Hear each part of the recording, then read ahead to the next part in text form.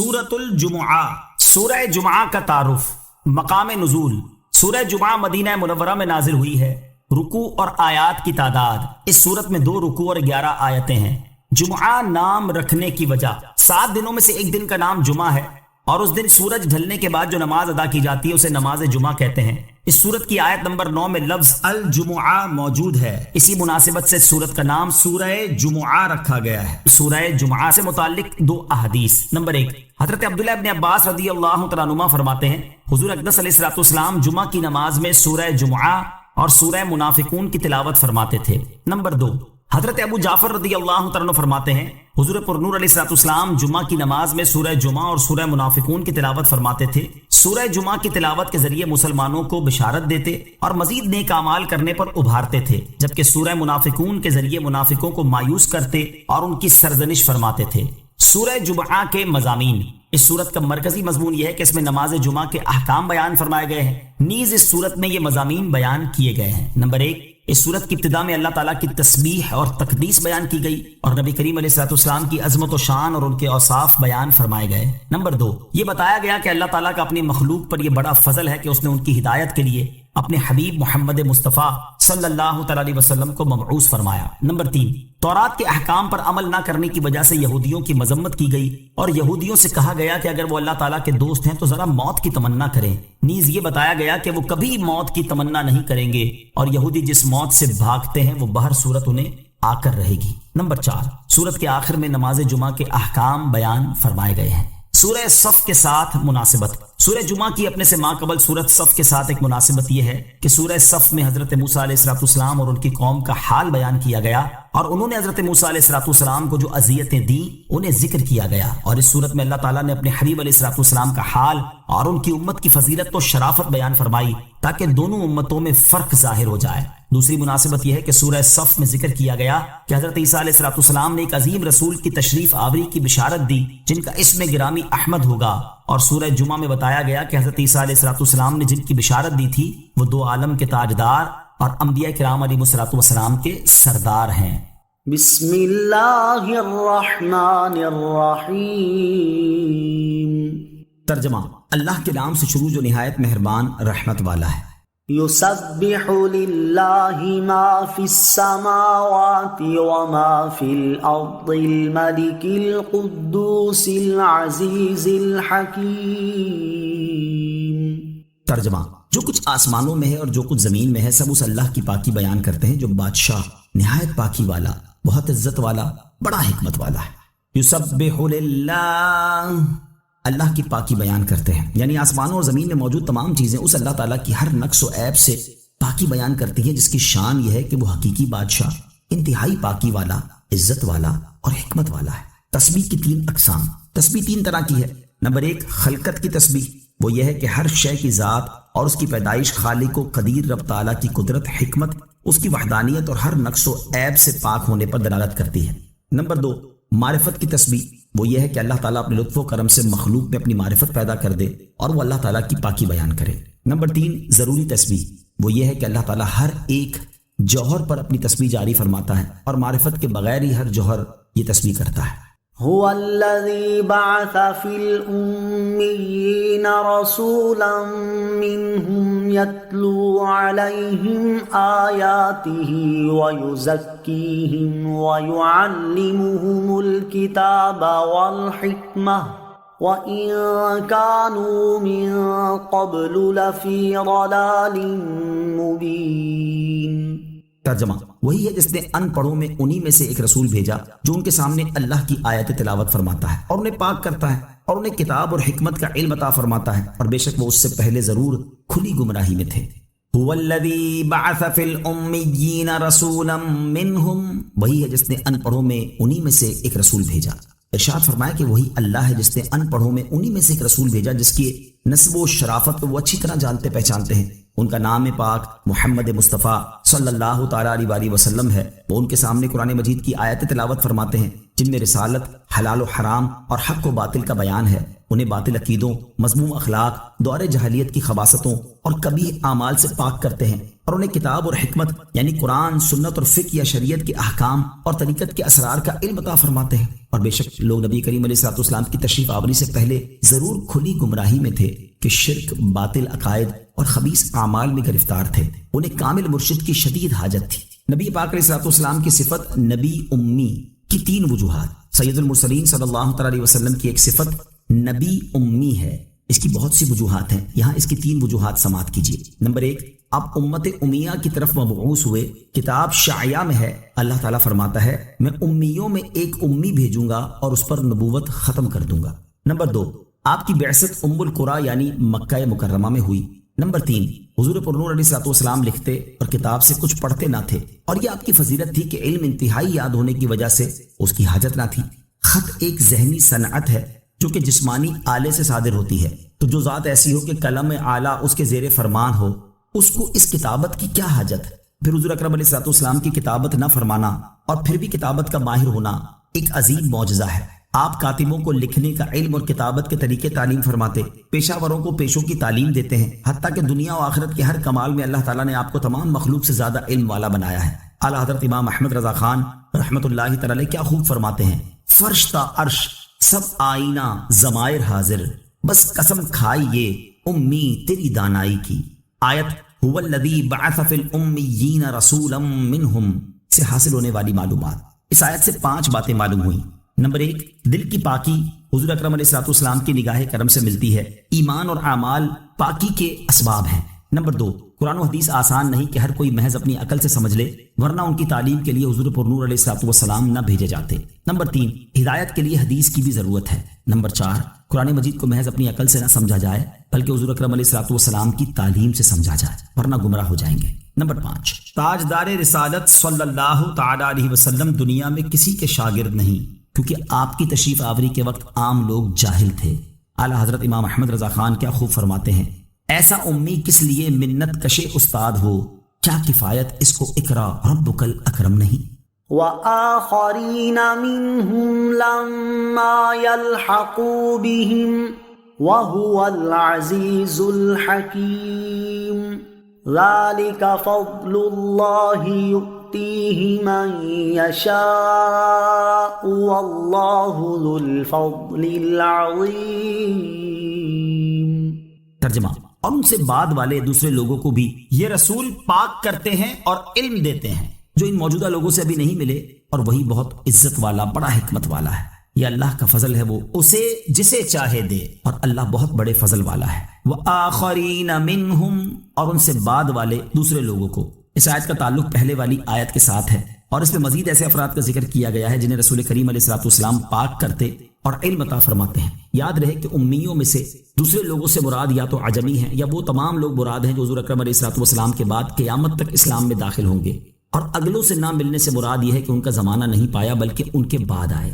دوسرے لوگوں سے عجمی مراد ہونے پر یہ حدیث پاک دلالت کرتی ہے۔ چنانچہ حضرت ابو ہریرہ رضی اللہ تعالیٰ عنہ فرماتے ہیں، جب نبی کریم علیہ الصلوۃ والسلام پر سورہ جمعہ نازل ہوئی تو اس وقت ہم آپ کی بارگاہ میں حاضر تھے۔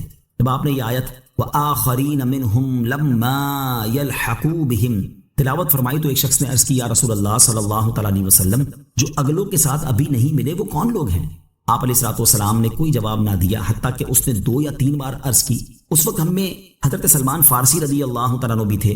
نبی کریم علیہ الصلوۃ والسلام نے حضرت سلمان رضی اللہ تعالیٰ عنہ پر ہاتھ رکھ کر فرمایا، اس ذات کی قسم جس کے دستے قدرت میں میری جان ہے، اگر دین سریا یعنی ستارے کے پاس بھی ہو تو فرزندان فارس وہاں جائیں گے اور دین کو حاصل کر لیں گے۔ اس آیت سے معلوم ہوا کہ حضور اقدس صلی اللہ علیہ وسلم کا فیض صرف صحابہ کرام علیہم رضوان تک موقوف نہیں بلکہ قیامت تک رہے گا۔ لوگ ان کی نگاہ پاک سے پاک و صاف ہوتے ہیں اور ہوتے رہیں گے، علم سیکھتے ہیں اور سیکھتے رہیں گے۔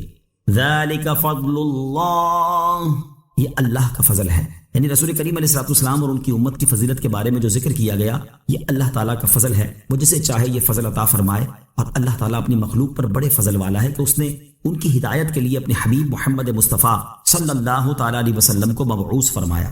مثل الذين حملوا التوراة ثم لم يحملوها كمثل الحمار يحمل أسفارا بئس مثل القوم الذين كذبوا بآيات الله والله لا يهدي القوم الظالمين۔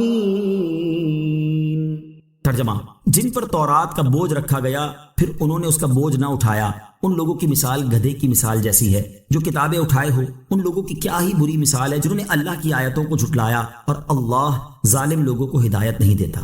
مثل الذین حملوا التوراۃ، ان کی مثال جن پر تورات رکھی گئی تھی۔ اس سے پہلے والی آیات میں بیان فرمایا گیا کہ حضور اقدس علیہ الصلوۃ والسلام امیوں کی طرف بھیجے گئے ہیں۔ یہودیوں نے اس پر یہ شبہ پیش کیا کہ سید المرسلین صلی اللہ تعالیٰ علیہ وسلم صرف عرب والوں کی طرف مبعوث ہوئے ہیں، ہماری طرف مبعوث نہیں ہوئے۔ اس پر اللہ تعالیٰ نے یہاں ان کی ایک مثال بیان فرمائی جس کا خلاصہ یہ ہے کہ وہ لوگ جن پر توریت کے احکام کی پیروی کرنا لازم کیا گیا، پھر انہوں نے توریت پر عمل نہ کر کے اس ذمہ داری کا بوجھ نہ اٹھایا، اور اس میں مذکور سرکار دو عالم علیہ الصلوۃ والسلام کی نعت و صفت دیکھنے کے باوجود آپ پر ایمان نہ لائے، ان لوگوں کی مثال گدھے جیسی ہے جو پیٹھ پر کتابیں اٹھائے اور بوجھ کے سوا ان سے کچھ بھی نفع نہ پائے، اور جو علوم ان کتابوں میں ہیں ان سے اصلاً واقف نہ ہوں۔ یہی حال ان یہودیوں کا ہے جو توریت اٹھائے پھرتے ہیں، اس کے الفاظ رٹتے ہیں لیکن اس سے نفع نہیں اٹھاتے اور اس کے مطابق عمل نہیں کرتے۔ ان لوگوں کی کیا ہی بری مثال ہے جنہوں نے اللہ تعالیٰ کی آیتوں کو جھٹلایا، اور اللہ تعالیٰ ان لوگوں کو ہدایت نہیں دیتا جو اس کے علم میں ظالم ہیں۔ یہودیوں کو گدھے سے تشبیہ دینے کی وجوہات۔ اس آیت میں یہودیوں کو کسی اور جانور کی بجائے گدھے سے تشبیہ دی گئی۔ اس کی ایک وجہ یہ ہے کہ گھوڑے اور خچر کی بنسبت گدھے پر زیادہ بوجھ لادا جاتا ہے۔ دوسری وجہ یہ ہے کہ گدھے میں جہالت اور حماقت کا معنی دوسرے جانوروں کی بنسبت زیادہ پایا جاتا ہے۔ تیسری وجہ یہ ہے کہ عرف میں بھی دوسرے جانوروں کے مقابلے میں گدھے کو حقیر سمجھا جاتا ہے۔ قرآن مجید کو نہ سمجھنے اور اس پر عمل نہ کرنے والوں کی مثال۔ علامہ علی بن محمد خازن رحمۃ اللہ تعالی فرماتے ہیں، اس آیت میں توریت پر عمل نہ کرنے والے یہودیوں کی جو مثال بیان کی گئی یہ ان لوگوں پر بھی صادق آتی ہے جو قرآن کریم کے معنی کو نہ سمجھیں اور اس پر عمل نہ کریں اور اس سے اعراض کریں۔ لہٰذا ہر مسلمان کو چاہیے کہ وہ قرآن مجید سمجھنے کی کوشش کرے اور اس کے دیے ہوئے احکام پر عمل کرے تاکہ اس پر یہ مثال صادق نہ آئے۔ علم پر عمل نہ کرنے کی 5 وعیدیں۔ یہاں علم پر عمل نہ کرنے کی 5 وعیدیں بھی سماعت کیجیے۔ نمبر 1، حضرت ابو ہریرہ رضی اللہ تعالی عنہ سے روایت ہے، نبی کریم علیہ الصلوۃ والسلام نے ارشاد فرمایا، قیامت کے دن لوگوں میں سب سے زیادہ سخت عذاب پانے والا وہ عالم ہوگا جسے اس کے علم نے کوئی نفع نہ دیا۔ نمبر 2، حضرت ولید بن عقبہ رضی اللہ تعالیٰ عنہ سے روایت ہے، حضور اقدس صلی اللہ تعالیٰ علیہ وسلم نے ارشاد فرمایا، اہل جنت میں سے کچھ لوگ اہل جہنم کے کچھ لوگوں کو دیکھ کر کہیں گے، تم جہنم میں کیوں داخل ہوئے؟ حالانکہ ہم جنت میں اسی علم کے ذریعے داخل ہوئے ہیں جو ہم نے تم سے ہی سیکھا تھا۔ وہ کہیں گے ہم جو کہتے تھے وہ کرتے نہیں تھے۔ نمبر 3، حضرت ابو درداء رضی اللہ تعالیٰ عنہ فرماتے ہیں، نبی اکرم صلی اللہ تعالیٰ علیہ وسلم نے مجھ سے ارشاد فرمایا کہ اے اویمر، اس وقت تمہارا کیا حال ہوگا جب قیامت کے دن تم سے کہا جائے گا تو نے علم حاصل کیا تھا یا جاہل رہے؟ اگر تو نے جواب دیا کہ میں نے علم حاصل کیا تھا تو تم سے پوچھا جائے گا تو نے اپنے علم پر کتنا عمل کیا؟ اگر تو نے کہا میں جاہل رہا تو تم سے کہا جائے گا جاہل رہنے میں تمہارا عذر کیا تھا، تم نے علم کیوں نہ حاصل کیا؟ نمبر 4، حضرت حذیفہ رضی اللہ تعالیٰ عنہ سے روایت ہے، تاجدار رسالت صلی اللہ تعالیٰ علیہ وسلم نے ارشاد فرمایا، اس شخص کے لیے ہلاکت ہے جو علم حاصل نہ کرے، اور اس آدمی کے لیے بھی ہلاکت ہے جو علم حاصل کرے پھر اس پر عمل نہ کرے۔ نمبر 5، حضرت عمر فاروق رضی اللہ تعالیٰ عنہ سے روایت ہے، نبی اکرم صلی اللہ تعالیٰ علیہ وسلم نے ارشاد فرمایا، مجھے تم پر ہر علم والے منافق کا خوف ہے جو کلام حکمت والا کرے گا اور عمل گناہوں پر کرے گا۔ قل يا أيها الذين هادوا إن زعمتم أنكم أولياء لله من دون الناس فتمنوا الموت إن كنتم صادقين۔ ترجمہ، تم فرماؤ اے یہودیوں، اگر تمہیں یہ گمان ہے کہ صرف تم اللہ کے دوست ہو دوسرے لوگ نہیں تو ذرا مرنے کی تمنا کرو اگر تم سچے ہو۔ قل یا ایھا الذین ہادوا، تم فرماؤ اے یہودیوں۔ یہودی کہتے تھے کہ ہم اللہ تعالیٰ کے بیٹے اور اس کے پیارے ہیں، اللہ تعالیٰ کے نزدیک آخرت کا گھر خالص ہمارے لیے ہے اور جنت میں صرف یہودی ہی جائیں گے۔ اللہ تعالیٰ نے اپنے حبیب علیہ الصلوۃ والسلام کو حکم دیا کہ آپ ان کے جھوٹ کو ظاہر کرنے کے لیے ان سے فرما دیں، اے یہودیوں، تمہیں یہ گمان ہے کہ دوسرے لوگوں کو چھوڑ کر صرف تم اللہ تعالیٰ کے دوست ہو؟ اگر تم اپنے اس دعوے میں سچے ہو تو مرنے کی آرزو کرو تاکہ موت تمہیں اس تک پہنچا دے، کیونکہ اللہ تعالیٰ کے دوستوں کے لیے آخرت دنیا سے بہتر ہے۔ وَلَا يَتَمَنَّوْنَهُ أَبَدًا بِمَا قَدَّمَتْ أَيْدِيهِمْ وَاللَّهُ عَلِيمٌ بِالظَّالِمِينَ۔ ترجمہ، اور وہ کبھی موت کی تمنا نہیں کریں گے ان اعمال کے سبب جو ان کے ہاتھ آگے بھیج چکے ہیں، اور اللہ ظالموں کو خوب جانتا ہے۔ وَلَا يَتَمَنَّوْنَهُ أَبَدًا، اور وہ کبھی موت کی تمنا نہیں کریں گے، یعنی یہودیوں نے جو کفر کیا اور رسول کریم علیہ الصلوۃ والسلام کو جھٹلایا، اس کی وجہ سے یہ کبھی موت کی آرزو نہیں کریں گے۔ یہ اللہ تعالیٰ کی طرف سے غیب کی خبر تھی جو سچی ثابت ہوئی کہ آیت میں جن یہودیوں کے بارے میں فرمایا گیا کہ یہ کبھی موت کی تمنا نہیں کریں گے، انہوں نے ہرگز موت کی تمنا نہیں کی۔ موت کی تمنا کرنے کا شرعی حکم احادیث میں موت کی تمنا کرنے سے منع کیا گیا۔ چنانچہ حضرت ابو ہریرہ رضی اللہ تعالیٰ عنہ سے روایت ہے، رسول اللہ صلی اللہ تعالیٰ علیہ وسلم نے ارشاد فرمایا، تم میں سے کوئی موت کی آرزو نہ کرے، نیک شخص تو اس لیے کہ شاید وہ مزید نیکیاں کر لے، اور گناہگار اس لیے کہ شاید وہ توبہ کر لے۔ اور حضرت ابو ہریرہ رضی اللہ تعالیٰ عنہ سے روایت ہے، رسول اکرم صلی اللہ تعالیٰ علیہ وسلم نے ارشاد فرمایا، تم میں سے کوئی نہ موت کی آرزو کرے نہ اس کے آنے سے پہلے اس کی دعا کرے، کیونکہ جب وہ مر جائے گا تو اس کا عمل ختم ہو جائے گا، اور مومن کی عمر بھلائی ہی بڑھاتی ہے۔ البتہ اگر مجبوری میں موت کی آرزو کرنی ہی پڑے تو حدیث پاک میں اس کا طریقہ بھی ارشاد فرمایا گیا۔ چنانچہ حضرت انس رضی اللہ تعالیٰ عنہ سے روایت ہے، تاجدار رسالت صلی اللہ تعالیٰ علیہ وسلم نے ارشاد فرمایا، تم میں سے کوئی آئی ہوئی مصیبت کی وجہ سے موت کی تمنا نہ کرے، پھر اگر کرنی ہی پڑ جائے تو یوں کہے، اے اللہ عز و جل، جب تک میرے لیے زندگی بہتر ہو تو مجھے زندہ رکھ، اور جب میرے لیے موت بہتر ہو تو مجھے موت دے۔ مفتی احمد یار خان نعیمی رحمۃ اللہ تعالی فرماتے ہیں، یہ حدیث گزشتہ دونوں احادیث کی شرح ہے کہ بیماری و آزاری سے گھبرا کر موت نہ مانگے، اور جس طریقے سے دعا کی اجازت دی گئی ہے نہایت ہی پیارا طریقہ ہے، کیونکہ اس خیر و شر میں دین و دنیا کی خیر و شر شامل ہے۔ گویا موت کی تمنا کہہ بھی دی مگر قاعدے سے، یعنی مقصد بھی پورا ہو گیا اور ممانعت کے حکم پر بھی عمل ہو گیا۔ مزید فرماتے ہیں، موت کی آرزو اچھی بھی ہے اور بری بھی۔ اگر حضور علیہ الصلوۃ والسلام کے دیدار کے لیے یا دنیاوی فتنوں سے بچنے کے لیے موت کی تمنا کرتا ہے تو اچھا ہے، اور اگر دنیاوی تکالیف سے گھبرا کر تمنائے موت کرے تو برا ہے۔ واللہ علیم بالظالمین، اور اللہ ظالموں کو خوب جانتا ہے۔ اس آیت میں ظالم سے مراد کافر ہے، یعنی اللہ تعالیٰ کافروں کو خوب جانتا ہے اور وہ انہیں سخت سزا دے گا۔ قل إن الموت الذي تفرون منه فإنه ملاقيكم ثم تردون إلى عالم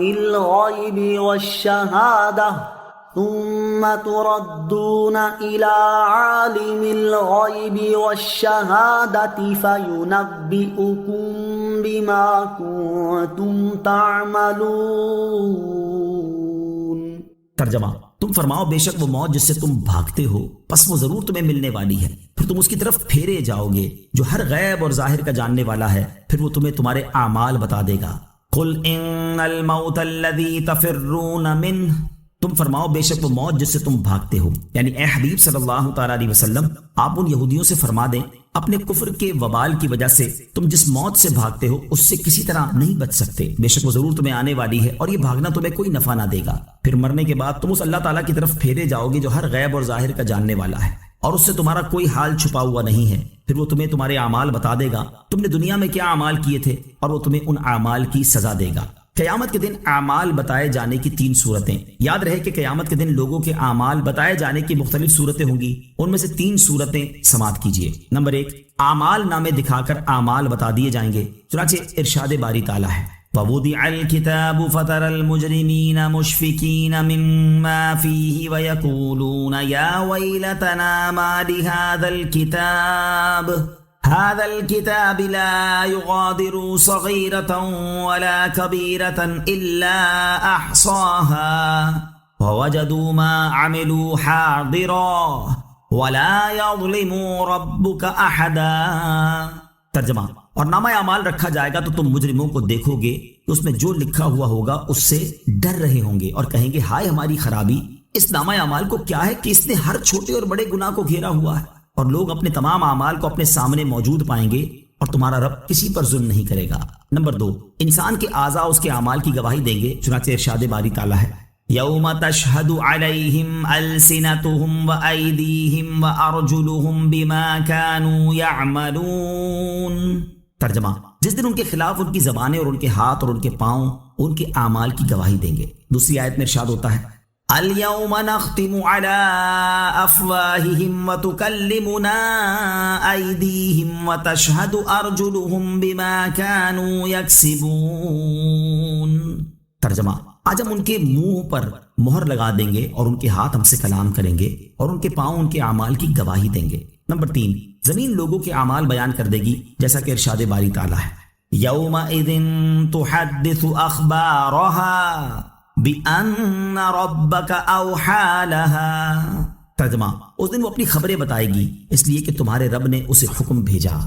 یا ایہا الذین آمنوا اذا نودی للصلاة من یوم الجمعة فاسعوا الى ذکر اللہ وذروا البیع ذالکم خیر لکم ان کنتم تعلمون۔ ترجمہ، اے ایمان والو، جب جمعہ کے دن نماز کے لیے اذان دی جائے تو اللہ کے ذکر کی طرف دوڑو اور خرید و فروخت چھوڑ دو اگر تم جانو تو یہ تمہارے لیے بہتر ہے۔ یا ایہا الذین آمنوا اذا نودی للصلاة من یوم الجمعہ، اے ایمان والو، جب جمعہ کے دن نماز کے لیے اذان دی جائے۔ اس آیت سے نماز جمعہ کے احکام بیان کیے جا رہے ہیں۔ یہاں اس آیت سے متعلق 3 باتیں سماعت کیجیے۔ نمبر 1، اس آیت میں اذان سے مراد پہلی اذان ہے، نہ کہ دوسری اذان جو خطبے سے متصل ہوتی ہے۔ اگرچہ پہلی اذان حضرت عثمان غنی رضی اللہ تعالیٰ عنہ کے زمانے میں اضافہ کی گئی، مگر نماز کی تیاری کے واجب ہونے اور خرید و فروخت ترک کر دینے کا تعلق اسی سے ہے۔ نمبر 2، دوڑنے سے بھاگنا مراد نہیں ہے، بلکہ مقصود یہ ہے کہ نماز کے لیے تیاری شروع کر دو، اور ذکر اللہ سے جمہور علماء کے نزدیک خطبہ مراد ہے۔ نمبر 3، اس آیت سے نماز جمعہ کی فرضیت، خرید و فروخت وغیرہ دنیاوی مشاغل کی حرمت اور سعی یعنی نماز کے اہتمام کا وجوب ثابت ہوا، اور خطبہ بھی ثابت ہوا۔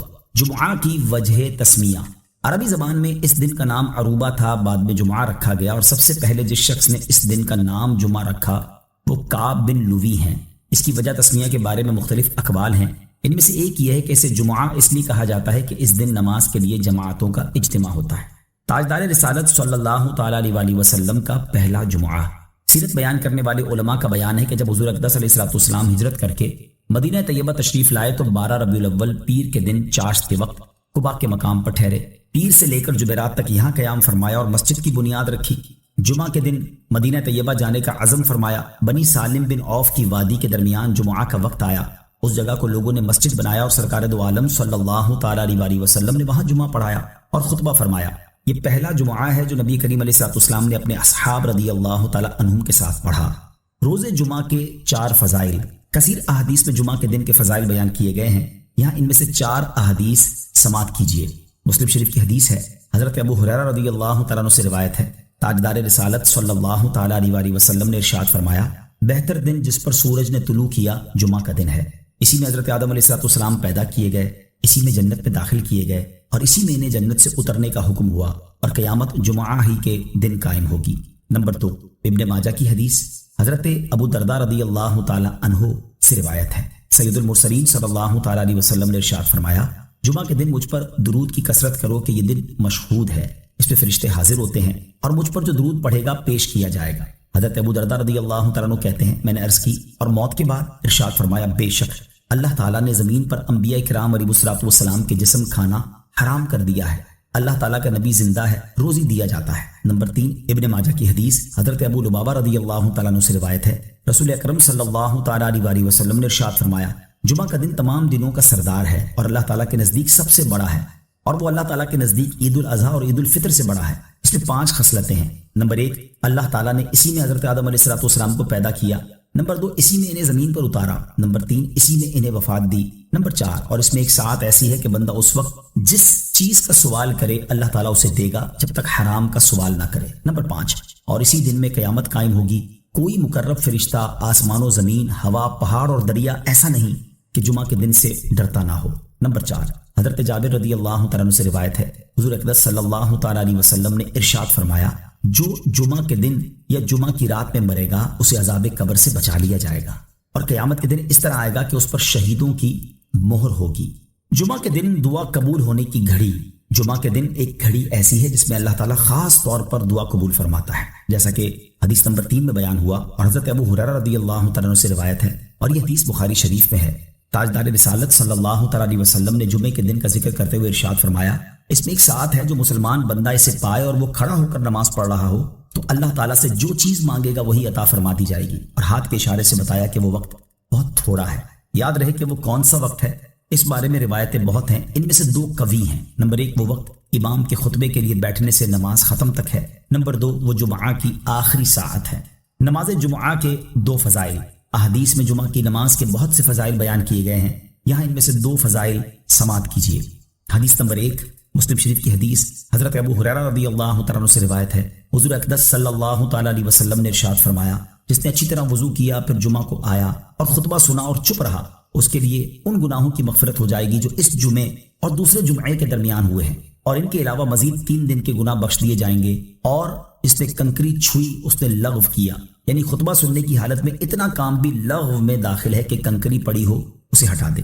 حدیث نمبر 2 حضرت ابو سعید رضی اللہ تعالی عنہ سے روایت ہے، رسول کریم صلی اللہ تعالی علیہ وآلہ وسلم نے ارشاد فرمایا، 5 چیزیں جو ایک دن میں کرے گا اللہ تعالیٰ اس کو جنتی لکھ دے گا۔ نمبر 1 جو مریض کو پوچھنے جائے، نمبر 2 جنازے میں حاضر ہو، نمبر 3 روزہ رکھے، نمبر 4 جمعہ کو جائے، نمبر 5 اور غلام آزاد کرے۔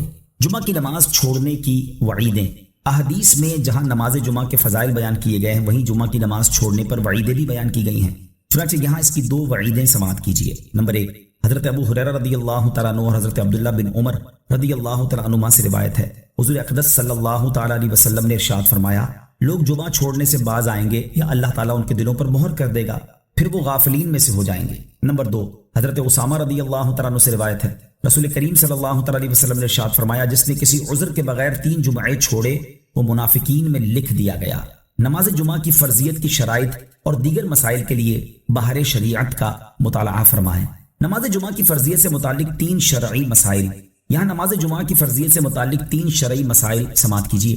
نمبر 1 جمعہ فرض عین ہے اور اس کی فرضیت ظہر سے زیادہ مؤکد ہے اور اس کا منکر کافر ہے۔ نمبر 2 جمعہ پڑھنے کے لیے 6 شرطیں ہیں، ان میں سے ایک شرط بھی نہ پائی گئی تو جمعہ ہوگا ہی نہیں۔ نمبر 1 جہاں جمعہ پڑھا جا رہا ہے وہ شہر یا فنائے شہر ہو۔ نمبر 2 جمعہ پڑھانے والا سلطان اسلام ہو یا اس کا نائب ہو جسے جمعہ قائم کرنے کا حکم دیا۔ نمبر 3 ظہر کا وقت ہو، یعنی ظہر کے وقت میں نماز پوری ہو جائے، لہٰذا اگر نماز کے دوران اگرچہ تشہد کے بعد عصر کا وقت آ گیا تو جمعہ باطل ہو گیا، اب ظہر کی قضا پڑھیں۔ نمبر 4 خطبہ ہونا۔ نمبر 5 جماعت یعنی امام کے علاوہ کم سے کم 3 مردوں کا ہونا۔ نمبر 6 اذن عام، یعنی مسجد کا دروازہ کھول دیا جائے کہ جس مسلمان کا جی چاہے آئے، کسی کو روک ٹوک نہ ہو۔ نمبر 3 جمعہ فرض ہونے کے لیے 11 شرطیں ہیں، اگر ان میں سے ایک بھی نہ پائی گئی تو جمعہ فرض نہیں، لیکن اگر پڑھے گا تو ادا ہو جائے گا۔ نمبر 1 شہر میں مقیم ہونا۔ نمبر 2 صحت، یعنی مریض پر جمعہ فرض نہیں، مریض سے مراد وہ ہے کہ جامع مسجد تک نہ جا سکتا ہو یا چلا تو جائے گا مگر مرض بڑھ جائے گا یا دیر میں اچھا ہوگا۔ نمبر 3 آزاد ہونا۔ نمبر 4 مرد ہونا۔ نمبر 5 عاقل ہونا۔ نمبر 6 بالغ ہونا۔ نمبر 7 آنکھوں والا ہونا، یعنی نابینا نہ ہو۔ نمبر 8 چلنے پر قادر ہونا۔ نمبر 9 قید میں نہ ہونا۔ نمبر 10 بادشاہ یا چور وغیرہ کسی ظالم کا خوف نہ ہونا۔ نمبر 11 اس قدر بارش، آندھی، اولے یا سردی نہ ہونا کہ ان سے نقصان کا صحیح خوف ہو۔ نوٹ: جمعہ سے متعلق شرعی مسائل کی مزید معلومات حاصل کرنے کے لیے بحر شریعت جلد 1 حصہ 4 سے جمعہ کا بیان مطالعہ فرمائیں۔ ذالکم خیر لکم، یہ تمہارے لیے بہتر ہے۔ یہاں بہتری سے مراد لغوی بہتری ہے، یعنی دنیاوی کاروبار سے نماز جمعہ اور خطبہ وغیرہ بہتر ہے۔ اس لیے لازم نہیں آتا کہ یہ حاضری واجب نہ ہو، صرف مستحب ہو۔ فَإِذَا قُضِيَتِ